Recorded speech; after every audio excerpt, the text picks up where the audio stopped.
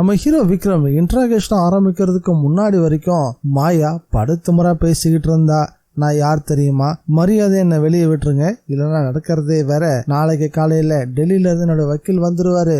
அவர் வந்தார்னா உங்க வேலையவே நான் காலி பண்ணிடுவேன், உங்க யாரையும் நிம்மதியா வாழ விட மாட்டேன் அப்படின்னு லாக்அப்குள்ள இருக்கும் போதே பயங்கரமா குறைக்க ஆரம்பிச்சுட்டா. சரி, இவ திமிராதான் இருப்ப போல இருக்கு, இவகிட்ட இருந்து உண்மை வர வைக்கிறதுக்காக நம்ம ஹீரோ விக்ரம் எவ்வளவுதான் முயற்சி பண்ணாலும் எதுவும் வேலைக்காவாத போல இருக்கு அப்படின்னு நாம நினைச்சிட்டு இருந்தா, இன்ட்ராகேஷன் ரூமுக்கு கூட்டிட்டு போனதும் அப்படியே தலைகீழா மாற ஆரம்பிச்சுட்டா. லாக்அப்குள்ள இருக்கும் போது சிவனாண்டி நீ தானே கொலை பண்ண, காசு எதுக்காக கொலை பண்ண வந்த அப்படின்னு விக்ரம் கேட்டதுக்கு அதெல்லாம் உங்ககிட்ட சொல்லவே முடியாது அப்படின்னு திமிரா பாஸ் சொல்லிட்டு இருந்தா. அதுவே இன்ட்ராகேஷன் ரூமுக்கு வந்ததும் சிவனாண்டி ஏமா கொலை பண்ண அப்படின்னு கேட்டா, சிவனாண்டியா யார் அது யாருன்னு எனக்கு தெரியாது அப்படின்னு பெரிய குண்டா தூக்கி போட்டுட்டா. இதை கேட்டதும் விக்ரமுக்கு சிரிக்கிறதா இல்ல 4 அறை அறையறதான்னு தெரியாம மனுஷன் பல்ல கடிச்சிட்டு உட்காந்துட்டு இருக்காரு.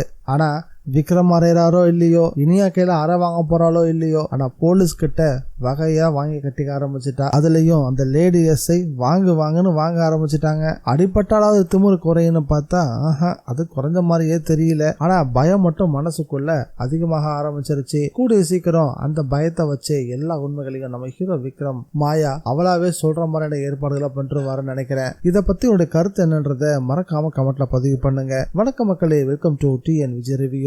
நம்ம சேனலுக்கு நீங்க ஃபர்ஸ்ட் டைம் வந்திருக்கீங்கன்னா சப்ஸ்கிரைப் பட்டனை பிரஸ் பண்ணி நம்ம சேனலுக்கு சப்போர்ட் பண்ணுங்க. அப்படியே இந்த வீடியோக்கு ஒரு லைக்கையும் கொடுத்துருங்க. மாயாவோட பேச்சு முன்னுக்கு பின்னா இருக்க ஆரம்பிச்சது. நம்ம ஹீரோ விக்ரமையும் மல்லியையும் அழிக்கிறதுக்காக தான் இதெல்லாத்தையும் பண்ணன்னு விக்ரம் கிட்டே சொல்லவும், உனக்கு எனக்கு என்னதான் பிரச்சனை, எதுக்காக நீ என்ன அழிக்கணும், நீ எதுக்காக இனியாவை கடத்தி வச்ச, எதுக்காக அவளோட கதையை முடிக்கிறதுக்கு நீ பலமா முயற்சி பண்ண அப்படின்னு மறுபடியும் கேட்டாலும் அவகிட்ட இருந்து வந்த ஒரே ஒரு வார்த்தை, நீங்க 2 பேரும் நிம்மதியா வாழக்கூடாது, உங்க 2 பேரையும் அழிக்கிறதா என்னோட லட்சியமே அப்படின்னு விக்ரம் கிட்டே சொல்லவும் மனுஷன் மண்டையை பிச்சுக்க ஆரம்பிச்சுட்டாரு.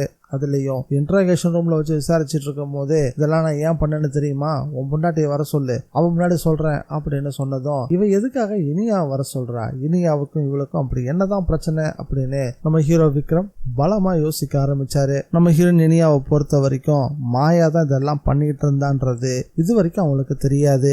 எந்த நொடி மாயாவை பாக்குறாங்களோ அந்த நிமிஷமே மாயாவுக்கும் தனக்குமான நட்பை பத்தியும் அந்த நட்பு எப்படி முறிஞ்சு போச்சு அப்படின்ற விஷயத்தையும் எடுத்து சொல்ல ஆரம்பிப்பாங்க.